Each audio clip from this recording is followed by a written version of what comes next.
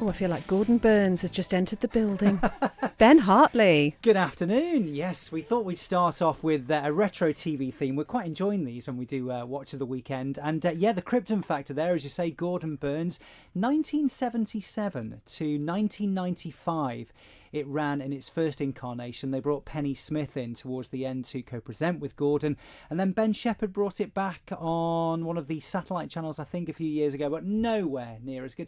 You see, they bring these game shows back, but without the original hosts and theme tunes and all the rest of it, then they just do not work. Like the Crystal Maze. Well, Richard Ayoade is actually pretty good, though. It's not still not Richard the same O'Brien. thing, but No. it's very entertaining. Yeah. I think because we grew up with these shows, you know, those people who presented are so rooted in our consciousness that when somebody just takes over, it just doesn't work. So yeah, a bit of the Krypton factor there. That was the thing, wasn't it? Monday nights it used to be on to find someone who was physically very strong and mentally very strong as well. Some of those challenges were a bit on the tough side. Oh, we would have been fine though. So what else should we be watching then over the next few days? Plenty to look forward to over the next few days. Starting tonight, Channel 5 at 10 o'clock. It's one of the biggest, sort of pop rock music feuds of all time, and that is the Gallagher brothers.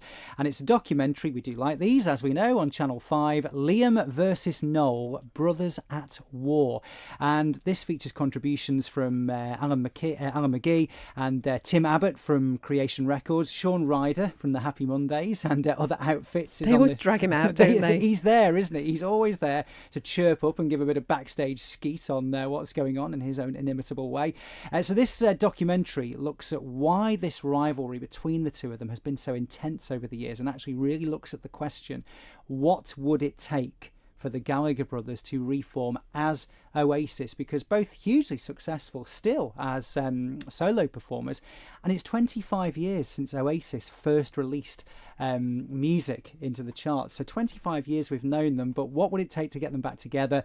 So it's a really interesting look at sort of all that behind the scenes stuff, all the arguments that went on. And Liam is performing at Glastonbury this weekend, and we're quite excited about Glastonbury because a couple of Manxies are there, Christy. Yeah, we were talking about it earlier on in the week. We've got Terence George and also Teresa McNulty, aka Tiger Boom, are there, and they were basically spotted weeks ago when they were at the Glastonbury site helping out there. And actually, I think Teresa ended up talking to Michael Eavis without realising it was Michael Eavis, but they were invited to do some slots there, which is great. I wouldn't have had a clue if I spoke to him either, I'm going to be honest. Yeah, I can just picture him, but It's quite distinctive. Yeah, that's it, isn't it? So lots to look forward to there. Liam and Noel, this documentary tonight's 10 o'clock Channel 5. So if, like me and like us, you sort of grew up with that Oasis music through your teenage years, the whole sort of Britpop thing, this is well worth a watch. And speaking of Glastonbury, the coverage is on now, and indeed right across the next few days on the BBC, on the actual telly, BBC 2 and BBC 4, and I think you can watch loads on the red button as well. Yeah, usually you can. Yeah, Lauren Hill will be one to look at. Oh, she'll be amazing if she turns up.